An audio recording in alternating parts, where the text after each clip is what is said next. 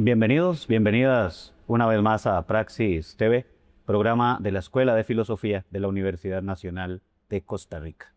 Aquí nos encontramos desde la FILU, la Feria Internacional del Libro Universitario, en el Auditorio Cora Ferro, en la Universidad Nacional de Costa Rica. Y ahí, el día de hoy vamos a tener un programa especial, y para ello nos acompaña inicialmente un gran amigo, colega, Gabriel Baltodano. ¿Cómo estás, Gabo? Pues encantado de estar aquí, muy agradecido por el espacio. Muchas gracias, Gabriel. Y para hablar del tema que nos compete hoy también, nos acompaña Anuar Jalife Jacobo de la Universidad de Guanajuato y Andrea García de la Universidad Nacional Autónoma de México. ¿Cómo están? Muy bien, muy contentos de estar acá. Bien, agradecido con el país y con las universidades por estar acá.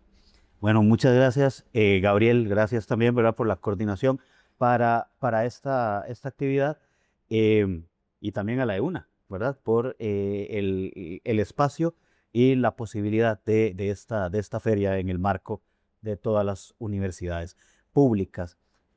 Vamos a hablar sobre la cultura impresa. Hay un trabajo que ustedes vienen desarrollando sobre el tema de esta cultura impresa, de este tema editorial, de las revistas, ¿verdad? México tiene una tradición grande, ¿verdad?, en torno a esto. Incluso conversábamos con Gabriel, que va forjándose también en Centroamérica, que también lo vemos mucho en la parte que conocemos algunos de esto, el tema de los fanzines y todo esto, ¿verdad? Muy bonito, ¿verdad? Y que en México hay muchísimo en torno a esto, y muchísimos colectivos también. Pero ustedes han estudiado mucho ese tema, incluso y en un proceso y en un periodo histórico también importante, ¿verdad? Que decía Gabriel. Entonces, quizá, Gabriel, si empezamos con vos y nos introduces un poco al tema que les une. Muy bien. Bueno, quizás lo primero que habría que decir es que Anuar y Andrea están acá con motivo de la Feria del Libro, pero también de un encuentro a propósito de las relaciones entre la edición y la literatura, porque nos interesa mucho hacer hincapié en el papel de los editores no solo como intelectuales, sino en el sentido más preciso como trabajadores de la cultura, gente que está comprometida permanentemente con publicar revistas, periódicos, colecciones, no solo libros, y todo esto pues ha ido creando una enorme cultura en toda la región, ¿no? Como sabemos bien, el tema de las revistas es un tema ya clásico en los estudios literarios e históricos, pero en Centroamérica quizás se ha quedado un poco rezagado. Entonces, desde hace algunos años, desde la maestría en estudios de cultura centroamericana, venimos haciendo un empeño para que las revistas centroamericanas también sean estudiadas sistemáticamente. Organizamos encuentros internacionales. En 2024 tuvimos uno. En septiembre de 2026 tendremos el segundo, justamente en la Universidad Nacional Autónoma de México. Andrea forma parte de la comisión organizadora. Tenemos tesis de estudiantes que están trabajando con revistas. Tenemos un seminario permanente donde hacemos conferencias, talleres, y un poco la idea es eso, ir forjando esto, ¿no? No lo podemos hacer en solitario, por eso ha sido muy importante la colaboración de colegas, en particular mexicanos, aunque también hay centroamericanos, de Sudamérica, españoles, pero ha sido decisivo el trabajo con los compañeros mexicanos porque ahí hay una tradición acumulada. Mm, eh, en el marco del coloquio, se conversa, ¿verdad?, sobre ese tema, y hay ponencias, ¿verdad?, que los tres tienen, ¿verdad? Quizá, Andrea, si nos cuentas un poco también sobre ese trabajo que has venido haciendo.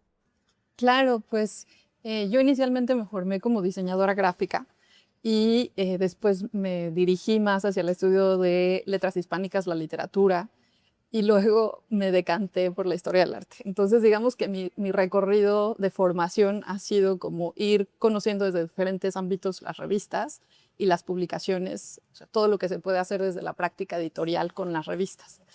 Desde ese lugar, la revista es como un espacio muy potente porque permite conectar disciplinas y eso es como algo de lo que más me ha interesado, ¿no? Como diseñadora, como hispanista, como historiadora del arte, todo una revista puede hacer y multiplicar los sentidos de muchas formas, ¿no? Entonces, por eso empecé trabajando con una revista mexicana, Horizonte, que se editó en Jalapa, Veracruz, en México, y que es una revista que estaba ahí en el intermedio entre la vanguardia y digamos, la relación con la política en México, ¿no? Eso lo hace siempre muy problemático. Pero eso me llevó mucho también a pensar en los vínculos con América Latina, ¿no? Entonces eso me ha permitido conectar con revistas como Palabra, por ejemplo, en la que participó Arguedas en Perú. Me ha permitido conectar con revistas como Sakertí en Guatemala, ¿no? Como revista de Guatemala. O sea, me ha permitido un poco preguntarme por la tradición de hacer revistas en América Latina, que es una tradición como muy fuerte, que ha sido una forma de conectarse intelectualmente, a veces como la correspondencia y a veces sin, por supuesto en años donde no existía internet, no existía WhatsApp, ¿no? Las revistas eran este espacio como de comunicación increíble, ¿no? Y de mostrar proyectos artísticos y apostarle a proyectos artísticos que quizá de otra manera no se habrían dado a conocer, ¿no? Entonces por eso para mí las revistas han sido el gran espacio de encuentro. Claro, y es que Teos, uno piensa en las revistas, bueno, en temas de historia del arte, ahora que ¿verdad? Uno piensa en los surrealistas o los dadaístas, ¿verdad? Y aquel movimiento que tenían, ¿verdad? Y claro, y uno viene hacia América Latina y en el tiempo histórico está el libro de Gabriel también, de Risa, vamos, para ver el tema del humor. Creo que en algún momento cuando hicimos el programa, en la entrevista sobre este libro, lo hablamos de una publicación que había, El Testamento de Judas, que era de inicios de los 900, ¿verdad? Que es una locura satírico, un periódico satírico, ¿verdad? Y que además da de ese espacio, o sea, esa intelectualidad también, esa discusión, pero que también da esa otra posibilidad de la sátira, de la crítica política y todos estos elementos que son importantes, ¿no? Anual. Sí, yo como siguiendo la línea de pensamiento de Andrea y esto que nos comentas, la revista es maravillosa porque es muy versátil, ¿no? Justamente hay que recordar que la revista podríamos pensarla como una heredera del café, ¿no? O de la tertulia o del salón que se lleva al papel y entonces son espacios de discusión por excelencia, ¿no? Son espacios donde, por muy de acuerdo que esté el grupo que se congrega en esas páginas, siempre va a haber, como en cualquier charla, como en un café, en un bar, en una cantina, en un salón literario, bueno, ya no existe nada de eso, ya casi ni hay revista tampoco, pero bueno, como hay en un grupo de WhatsApp, siempre hay variedad, hay diversidad y hay espacio para diversas posturas, ¿no? Entonces, la revista nos permite como asomarnos al mundo de la cultura en su hacerse, en su multiplicidad, además en todo lo que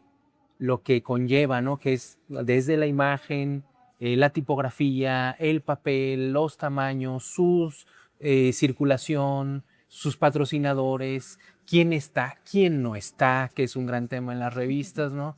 Quieren hacerse de un enemigo, funden una revista y verán cómo empieza a haber enemistades. Entonces, redes de colaboración intelectual, lecturas, afinidades, transformaciones intelectuales a lo largo del tiempo, son realmente espacios fascinantes que creo que por su relación con el tiempo, justamente lo que nos permiten ver, a diferencia de los libros quizás, es cómo se va transformando el pensamiento, las ideas, la literatura, las afinidades, etcétera, ¿no? Entonces yo creo que para quienes nos asomamos a las revistas a estudiarlas, pues son objetos fascinantes. Sí, y Gabriel, para volver con vos, ¿verdad?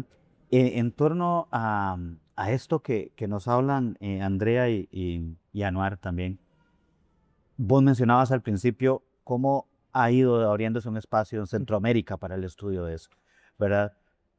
Lo primero que pensaría es, bueno, también, ¿por qué ha tardado tanto en el desarrollo? Digamos que ahorita está despegando esto, ¿verdad? Ese interés en el estudio de lo impreso en Centroamérica, en Costa Rica. Muy bien.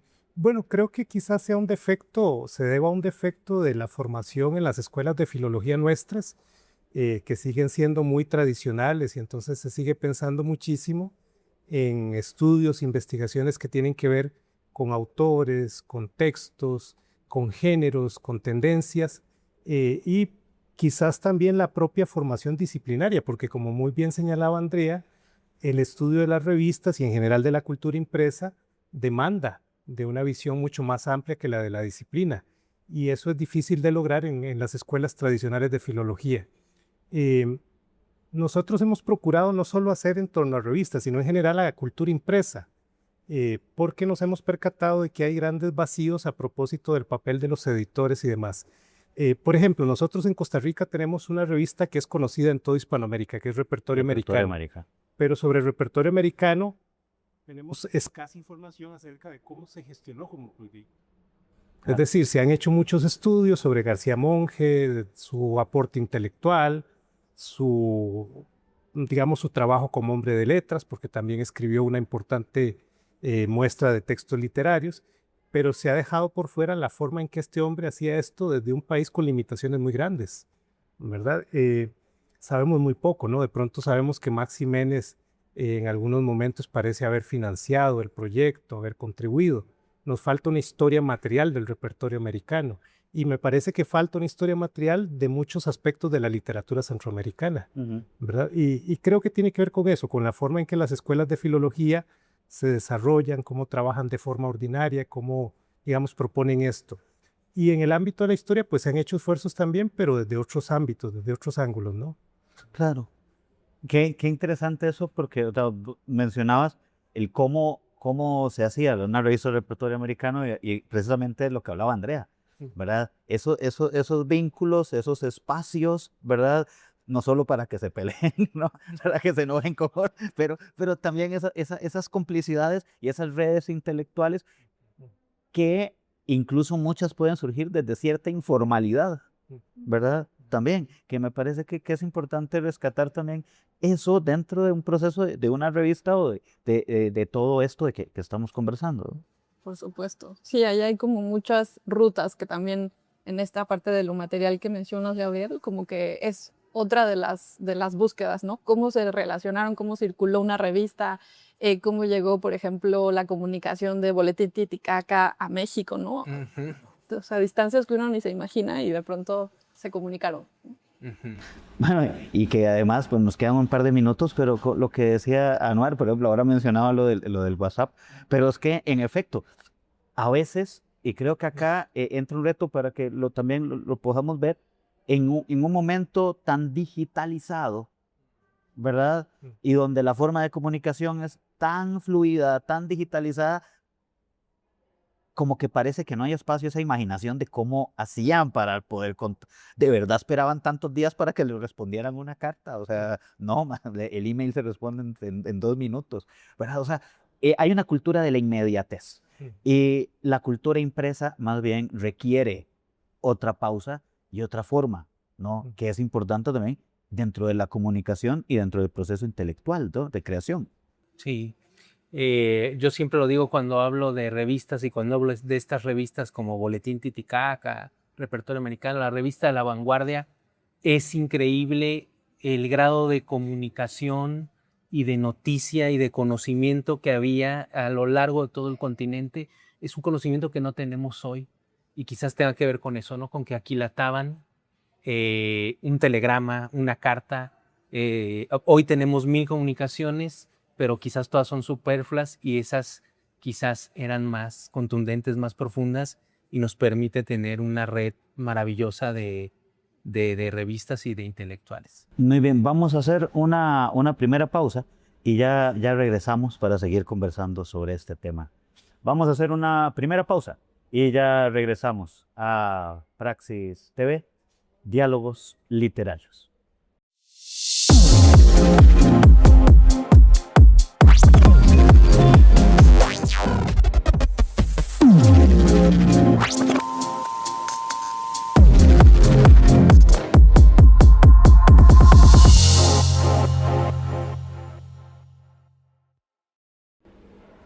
Continuamos desde la FILU, desde la Feria Internacional del Libro Universitario, acá en Praxis TV, Diálogos Literarios, coproducción de la Escuela de Filosofía y la editorial de la Universidad Nacional de Costa Rica. Continuamos conversando con Gabriel, Anuar y Andrea sobre este tema. Y mencionábamos, digamos, no solamente esto que del proceso lento, del esperar también, sino que mencionábamos ahora en el corte el criterio estético y la construcción estética detrás de estas revistas, ¿verdad? Ilustraciones a mano, bien mencionado Andrea, papel que a veces no era el de la mejor calidad, ¿verdad? Mencionaba Gabriel con el repertorio y que igual pasan todo, de dónde salía el presupuesto para hacer esto, ¿verdad? A veces hasta hechas a mano, ¿verdad? Y a punta de copia, ¿verdad? Entonces, bueno, un proceso denso. No me imagino si no habían fotocopiadoras, ¿no? ¿Verdad? Eso está duro, ¿verdad? Entonces, todo ese proceso, ¿verdad? Quizás si hablamos un poco sobre ese cuidado que hoy llamaríamos cuidado editorial, ¿verdad? De estas revistas, ¿no? Claro, yo creo que un ejemplo increíble, por ejemplo, es José Carlos Mariátegui, ¿no? Que tenía como redes de artistas, tenía una apuesta estética como muy, muy evidente y que la propia revista se va volviendo un proyecto visual que apunta a lo nacional, ¿no? Ahí es donde vamos viendo como la trascendencia de pensar también en lo visual, en su relación con lo literario, ¿no? Sí en el papel, pero además en cómo hacer llegar, o sea, lo impresionante del archivo de Mariátegui, por eso lo traigo, es cómo tenía cartas con todo mundo, ¿no? Para que esa revista llegara hasta allá, ¿no? Hasta Moquegua, a Trujillo, o sea, realmente es parte de la labor editorial, ¿no? Y de hacer que resonara. Yo creo que la revista de la primera mitad del siglo XX, mucha está atravesada por un proceso artesanal, ¿no? Y parte del estudio de las publicaciones periódicas hispanoamericanas, pues tiene que contemplar esa dimensión estética de considerarlas objetos artísticos por sí mismas, ¿no? Que esa era su aspiración. Creo que en ese sentido coincide, ¿no? con esa aspiración de la vanguardia de no solamente de ninguna manera es un repositorio textual donde lo que vale es el poema o el ensayo. Sí, por supuesto que eso es fundamental y está en su corazón, pero digamos que ese texto tiene que estar envuelto, rodeado de una producción artesanal que le dé otro valor, ¿no? Y toda esa producción artesanal es parte del discurso de la revista, ¿no? Como bien apunta Andrea, a veces con menor conciencia, a veces con altibajos, con desarrollos, etcétera. Pero eso también es muy interesante, ¿no? Escuchar la propia voz de la revista a través de su factura. Claro, ¿verdad? Gabriel, igualmente, digamos, eh, lo pienso en este cuidado, ¿verdad? Y hacia quién se dirigían las revistas también, ¿verdad? Que bien se podía ver un contenido en algún caso de discusión académica, pero también había una forma de incorporar y de popularizar las cosas, ¿verdad? Y de posicionarse incluso políticamente dentro de todos de estos trabajos. Claro. Bueno, habría que pensar que este objeto llamado revista es muy heterogéneo, ¿no? Y entonces hay que tener presente que cada revista, o incluso a veces una época de una misma revista, ¿no? Que puede tener varias épocas sucesivas, son ya de por sí un objeto. ¿Qué quiero decir con esto? Bueno, hay revistas, por ejemplo, yo estudio prensa periódica satírica, los semanarios de humor a veces se hacían por 3 meses, los 3 meses previos a la campaña electoral. Tenían un propósito muy específico, las caricaturas, la forma en que se preparaban, la poesía que se publicaba allí, tenía a veces el propósito de desacreditar a un partido, una tendencia ideológica, combatir a un candidato. Y por lo tanto los cuidados eran muy elementales, ¿no? No era, digamos, una revista particularmente elaborada como suelen ser las revistas de vanguardias.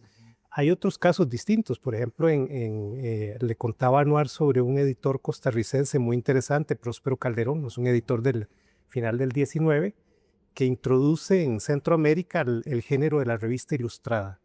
Hace 4 revistas ilustradas en 3 países centroamericanos, en Costa Rica, El Salvador y Guatemala. Y este hombre, para hacer una revista ilustrada, requiere de un presupuesto muy alto. Así que tiene que conciliar, convenir con diferentes gobiernos, casi todos ellos gobiernos liberales en Centroamérica. Y cuando uno ve la revista, hasta el día de hoy es una revista magnífica, preciosa. Por ejemplo, Costa Rica Ilustrada. Claro. Una revista maravillosa, hecha con un papel de primerísima calidad, con una gran atención a todos los detalles. Pero claro, es que son revistas hechas para presentar a la nación como una nación moderna. Claro. Entonces, hay muchos proyectos, y cada caso particular requiere mucha atención, ¿no? Un estudio muy, muy específico.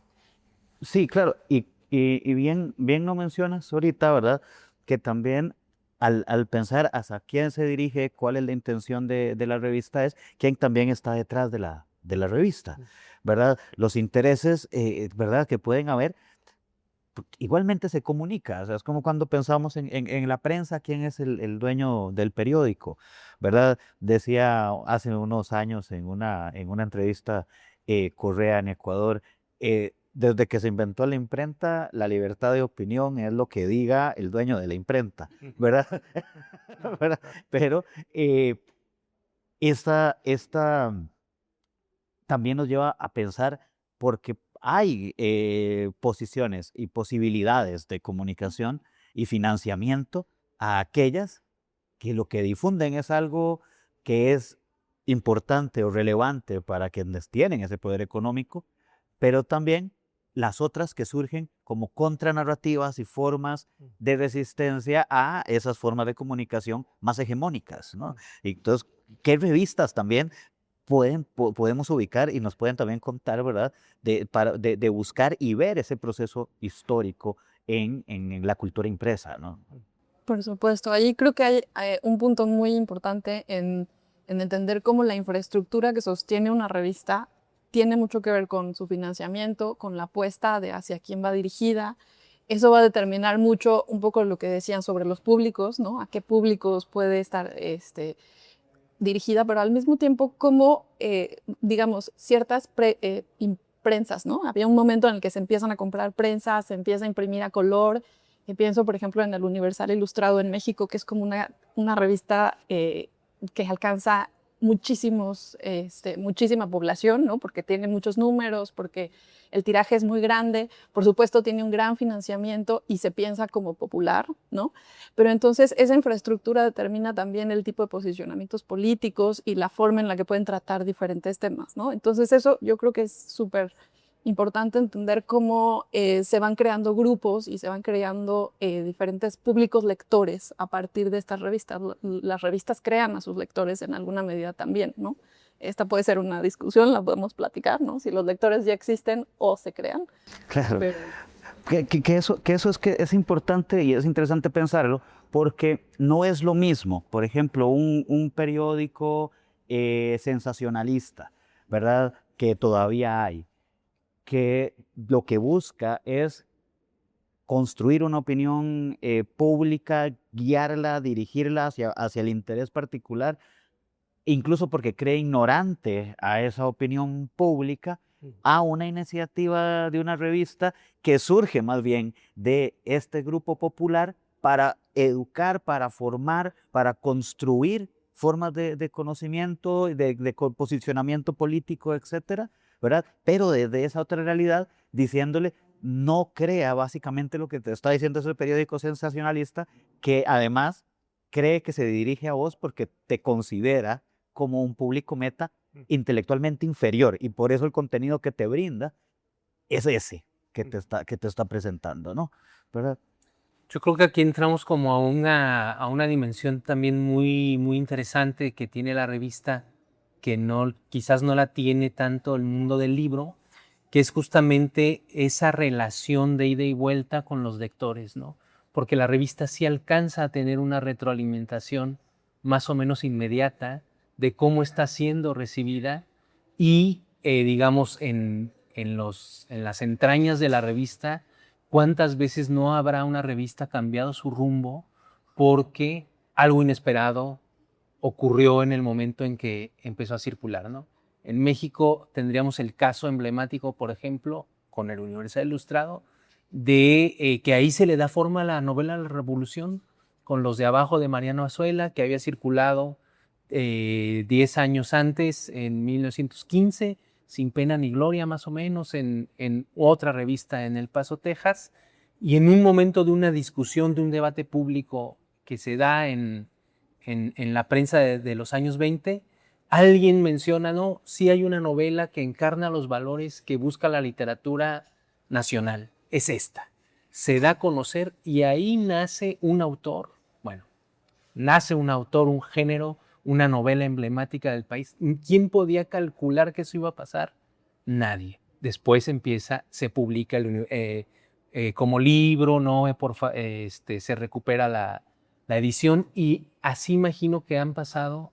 Ese es un caso, digamos, muy estudiado, pero ¿cuántas veces no habrá pasado eso, ¿no? Entonces, la revista tiene esa permeabilidad, tiene esa porosidad y creo que es muy interesante, ¿no? Ese juego de ese público que la revista forma y también lo que el público transforma la revista como en una cuestión dialéctica. Yo creo que eso también es parte de lo emocionante de hacer y leer una revista. Sí, bueno, hay también un sector de lectores que quizás convenga mencionar.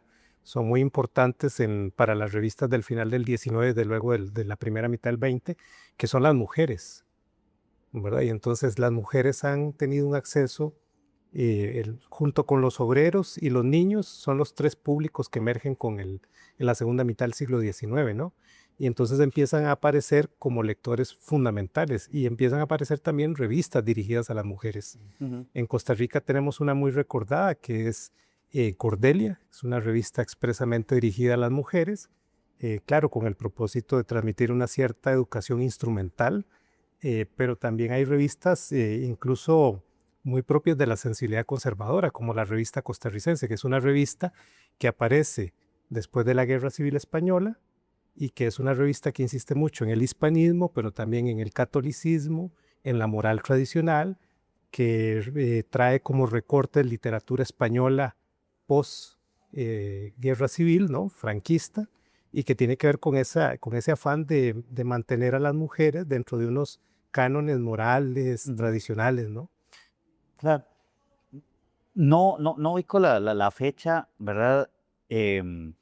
Por ejemplo, Escuela para Todos, Un ¿verdad? poco posterior, sí. Un poco posterior, Pero, por ¿verdad? ejemplo, Hoja Obrera, que son ya periódicos dirigidos hacia los sectores populares, ¿no? Claro, ¿verdad? Ya tenemos que hacer la segunda pausa, ¿verdad? Pero este tema podemos retomarlo, ¿verdad? Porque también tiene un impacto en los procesos educativos. O sea, yo ahorita recuerdo, por ejemplo, con una revista como Escuela para Todos, tener a mi mamá sentada a la par mía enseñándome mil cosas, desde capitales de países, por ejemplo, que esos eran los juegos, cuál es la capital de tal país o esta bandera de qué país es, que están y además con los pasatiempos, las adivinanzas, etcétera, para ir estimulando esto, ¿verdad? Que estaban precisamente en revistas de este tipo, ¿verdad? Entonces, bueno, ahorita podemos conversar sobre ese tema, hacemos unos 6 bloques más para que nos dé tiempo, ¿verdad? Pero vamos a hacer una segunda pausa. Y ya regresamos a Praxis TV, Diálogos Literarios.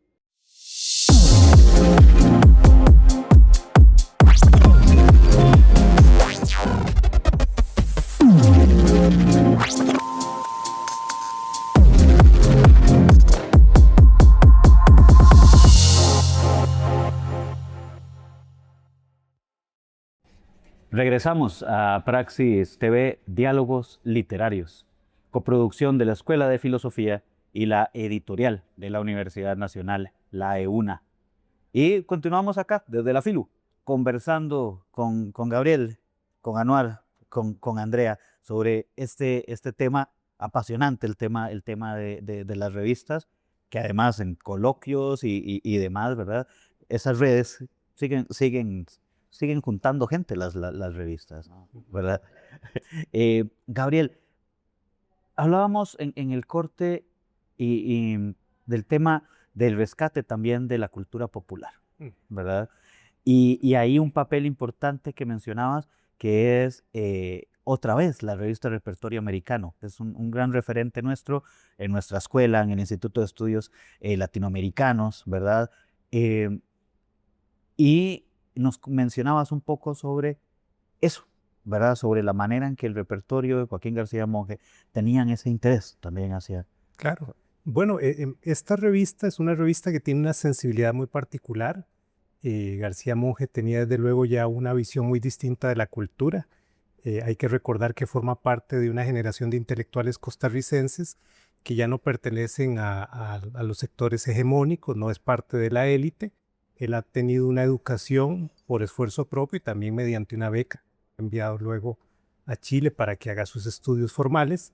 Y entonces es otro tipo de intelectual y uno puede percibir esos empeños por acercarse al público y demás. Habría que recordar que antes del repertorio, él tiene dos proyectos, dos colecciones. Primero tiene Ariel, que es una especie de biblioteca, ¿no? Yo no creo que sea tanto una biblioteca obrera, ¿no? Sino que es una biblioteca principalmente para maestros. Se ven sus suscripciones porque muchos de los que están asociados son justamente miembros del magisterio que pagan por esto. Y es muy interesante porque hay que pensar que cada una de esos libritos, de esas misceláneas, luego se van agrupando y van dando lugar a pequeñas bibliotecas, ¿no? Que es quizás la aspiración que podía tener un maestro, ¿no? No tener una biblioteca tan elegante como la de otros hombres más adinerados, pero tener allí su colección. También hace el Convivio, que es un proyecto análogo, y en el propio repertorio hay algunos números donde ocurre algo muy interesante, y es que se le pide a las personas que envíen coplas, canciones que recuerden de su infancia, ¿no? Del pasado, de un pasado ojalá, pues en alguna medida remoto, con el propósito de publicarlo, recuperarlo. Entonces uno puede ver ahí un primer esfuerzo por tratar de ir documentando algo así como una cultura popular en Costa Rica. Y bueno, muy interesante esto. Y hay otro tema, ¿verdad? Que no quisiera que termináramos la entrevista sin tocarlo, ¿verdad? Que es hoy, ¿verdad? O sea, la importancia de la revista, de la cultura impresa, hoy también, ¿verdad? Porque el ascenso hay un ascenso de lo digital, ¿verdad? Ya vemos quienes queremos seguir teniendo el libro y la revista, así como estos que traía Anuar, ¿verdad? Eh, y a ver, sí, el ejercicio comunicativo, la revista digital, sigue la tradición de la revista, ¿verdad? Pero también no desaparece y no debería, ojalá que no, la cultura impresa. Entonces, quizás si hablamos también un poco de esto, ¿verdad? De la revista, de rescatar esto, ¿verdad? El proceso de comunicación, ¿verdad? Que hay y que es tan importante también hoy como hace un siglo. Totalmente. Yo diría, retomando lo que mencionaba Gabriel hace un momento sobre la materialidad, que también hoy hay un gusto fuerte por volver a las revistas materiales, volver a explorarlas, volver a hojearlas, recordar qué se siente pasar las páginas, recordar cómo algunas de las revistas traían sus regalos, sus carteles dentro y uno se sorprendía, ¿no? Coleccionando ese tipo de materiales. Y que desde ese lugar de hoy habría que estudiarlas, volver a verlas, volver a tocarlas, también es súper importante pensar en la conservación, ¿no? En pensar en los archivos, en cómo cuidar tanto las revistas que seguimos haciendo, platicábamos en el corte de los fanzines, ¿no? Revistas un poco menos permanentes, digamos, las revistas murales, que eran otro tipo de revista padrísima, que eran más que se pegaban en el muro y la gente leía, ¿no? Hay un montón de materiales que habría que recuperar, cuidar, conservar y esperar que podamos estudiar más adelante, ¿no? A largo plazo. Diría, esa sería una vía. Claro. Sí. Yo sobre todo veo en la actualidad como una vocación rebelde, ¿no? En la revista con toda esta cuestión del fanzine. Se ve mucho también que acompaña como a la protesta social, a la denuncia. Ahí se vuelve mucho otra vez a lo impreso, ¿no? Quizás porque, digamos, en la agitación siempre está situada y a la par que hay algo en redes o algo en internet, se necesita como los materiales ahí in situ, ¿no? Y yo pienso que ahí el impreso está jugando un papel muy interesante. Creo que habrá que estudiar otra vez cómo se están recuperando y transformando esas variaciones de de lo impreso más artesanal, ¿no? Hay que pensar en las cartoneras argentinas después de la crisis, ¿no? Como fue todo un fenómeno, el grabado que está también resurgiendo, ¿no? Y yo pienso que, bueno, pues son como formas, materialidades, tecnologías, discursos que conviven todos al mismo tiempo. Y bueno, pues creo que ninguno hay que despreciarlo, no hay que cerrar los ojos a ninguna de esas manifestaciones y más bien estar atentos, ¿no? Y con los ojos bien abiertos para leerlos todos. Claro. Mm. Gabriel, y también, digamos, en esta misma línea, se podría pensar que tanta afán hacia la digitalización, ¿verdad? También tiene mucho que ver en ese querer volver al papel, ¿verdad? Entonces, todo tan digital, ¿verdad? Volver al sentir, ¿verdad? Esto, ¿no? O sea, es que no es lo mismo, definitivamente. El olor, el tacto, ¿verdad? El grabado, ¿verdad? La serigrafía, ¿verdad? Todo esto, ¿verdad? Que la silografía, que forma parte y que, por otro lado, ¿verdad? Incluso uno ve en tendencias más jóvenes, digamos, eh, o en público joven más bien, lo que quiero decir, como es el cómic y el manga, ¿verdad? Que también es, Claro. y usted ve y están ahí y está la gente haciendo arte cómic, y está construyendo, y está dibujando, ¿verdad? Y está haciendo a mano su trabajo, ¿verdad? Que después se va a ver ahí en esa tira, o esa tira cómica, o ese cómic, o ese manga, ¿no? ¿Verdad? Que está ahí. Claro. Bueno, siempre hay un riesgo, ¿no? Quizás nosotros cuatro seamos unos nostálgicos, ¿verdad? Y todavía Puede ser. estemos muy empeñados en esta cultura impresa que vimos, ¿no? De la cual todavía disfrutamos y por la cual tenemos un gran interés. Pero bueno, está también claro que han pasado ya varios lustros desde la anunciada muerte del libro impreso, que al final no ocurrió, ¿no? Afortunadamente, el libro impreso sigue gozando de una muy buena salud, coexiste con el libro digital, que no deja de ser muy ventajoso, ¿verdad? Porque bueno, también en ciertos contextos es una forma de poder acceder muy fácilmente a un material que no está disponible en librería, ¿no?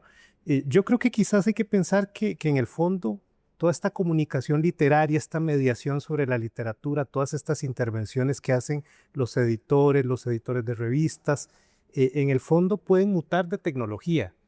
Hace 100 años el papel era una tecnología y hay que pensar, por ejemplo, en el famoso recorte de García Monge como una tecnología.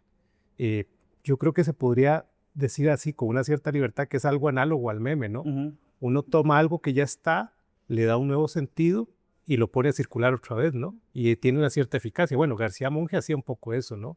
Tomaba alguna cosa, le daba un sentido particular porque él daba un cierto anclaje, no es cierto que nada más lo reproducía y de eso se valía, ¿no? Hace 15 años se hablaba mucho sobre la blogósfera, sobre las bitácoras digitales como espacios de discusión de la literatura. La literatura está muy viva, decía Anuar hace un rato que ha desaparecido esta tradición de la tertulia, el café, pero es cierto que la literatura en línea aglutina comunidades enormes. Probablemente en ningún café, por más elegante, habría entrado tanta gente en la discusión, Ujú. ni habría sido la discusión tan democrática como puede ser hoy, ¿verdad? Entonces creo que es un tema también de cómo las tecnologías mutan para difundir la creación literaria, para mediar la creación literaria, para intervenir desde muchos ángulos y perspectivas, ¿no? Claro, ¿verdad? Sí, claro, y esto es una discusión también muy grande, ¿verdad? Porque el mismo Internet ha llevado a la difusión más rápida de mensajes de odio, de intolerancia, de la aparición de troles, bots, manipulaciones políticas, afectos a la democracia. Entonces, hay una enumeración de cosas enorme, ¿verdad? Hay un autor muy interesante, Edgar Lovin, que decía, claro, teníamos una idea muy optimista del Internet sobre la democratización de la libertad de expresión, del conocimiento, de la información, y nos hemos encontrado con un arrebatos de odio enormes, ¿verdad? Y que facilita, porque lo que censuran va a depender de a quién afecte, lamentablemente, ¿no? ¿Verdad? Que ese es otro, otro gran tema en torno a las revistas, ¿no? O sea, el tema de la censura, ¿verdad? Y que podríamos tal vez, para cerrar, nos quedan pocos minutos, ¿verdad? 4 minutos, ¿verdad? Parte 2, ¿no? Bueno, sobre la censura, ¿no? Pero tal vez si lo mencionamos un poco también, ¿verdad? Las limitaciones en esto, porque si bien, ¿verdad? En términos de cultura empresa podía suceder como sucede en Costa Rica, en la dictadura de los Tinoco, que la gente se enojó y le prendió fuego a la información, al periódico de la dictadura, ¿no? Igualmente, conocemos y por cultura popular o películas y simple historia que las revistas, ¿verdad? Sufrían estos sabotajes, estas censuras y las persecuciones en torno a lo que decían y lo que opinaban, ¿no? Claro, y que hoy esas publicaciones a veces clandestinas podrían ofrecernos como nuevas miradas sobre contextos que a veces sentimos bien cerquitas, ¿no? La guerra muchas veces, a veces hablaban sobre la política, a veces sobre los políticos, y hoy con la mirada no se sienten tan lejanas, ¿no? Quizá. Sí, es la relación, ¿no? Decíamos en algún momento de la charla entre prensa, poder, dinero, es intrínseca, ¿no? A la revista, al periódico, también al mundo editorial. Quizás antes se censuraba bloqueando el suministro de papel, bloqueando el patrocinio del Estado. Hoy quizás la censura, sobre todo digital, sea que el algoritmo simplemente no te muestra, ¿no? Y que te pierdes en un mar de información. Pero un poco en la tónica de lo que decía Gabriel hace poco, se encuentran siempre nuevas maneras, ¿no? Nuevas maneras de burlar la censura. A veces es con la ironía, a veces es el humor, a veces son materialidades, recursos tecnológicos, clandestinidad. Pues ahora sí que cada tiempo tiene sus retos y en pues las revistas y la circulación de información que atente contra el poder, pues también tendrá que encontrar sus maneras de difundirse. Bueno, pues hay un poco, estaba pensando en un caso, el de Arturo Ambroggi en El Salvador, que de joven, cuando es un escritor de influencia modernista, publica un periódico literario, un semanal de letras llamado El Fígaro. Pero bueno, más tarde va a terminar siendo el censor del régimen en El Salvador, ¿no? Así que también es cierto que, bueno, que depende un poco del papel que corresponda y de lo que esté en discusión en cada instante. Allí hay también, ¿verdad? Una persecución o una promoción. Sí. Un tema enorme también, ¿verdad? Un tema para investigación también gigante y que tal vez la próxima podamos estar conversando cuando hablemos sobre el anarquismo, era, ¿no? O sea, Sobre la historia de la prensa la anarquista. historia de la prensa anarquista. Bueno, hablaremos precisamente de este tema. De momento, muchas gracias, Gabriel, Anuar, Andrea, ¿verdad? Muchas gracias a todos y a todas. Y a propósito de la lectura y a propósito de esto, nos vamos a ir hoy con este cortometraje producido, dirigido por nuestro camarógrafo Alberto Arce Daikini. Y esto que se llama Rituales Perdidos. Hasta la próxima. Chao.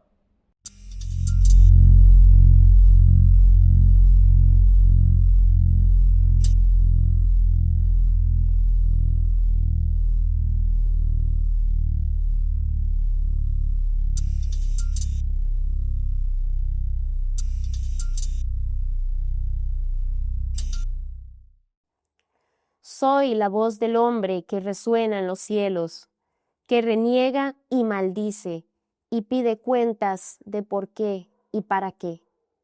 Soy todo el hombre herido por quién sabe quién, por una flecha perdida del caos, humano, terreno, desmesurado. Sí, desmesurado, y lo proclamo sin miedo. Desmesurado porque no soy burgués ni raza fatigada. Soy bárbaro tal vez, desmesurado, enfermo, bárbaro, limpio de rutinas y caminos marcados. No acepto vuestras sillas de seguridades cómodas. Soy el ángel salvaje que cayó una mañana en vuestras plantaciones de preceptos. Poeta, antipoeta, culto, anticulto, animal metafísico cargado de congojas, animal espontáneo, directo, sangrando sus problemas, solitario como una paradoja, paradoja fatal, flor de contradicciones, bailando un foxtrot sobre el sepulcro de Dios, sobre el bien y el mal. Soy un pecho que grita y un cerebro que sangra. Soy un temblor de tierra. Los sismógrafos señalan mi paso por el mundo.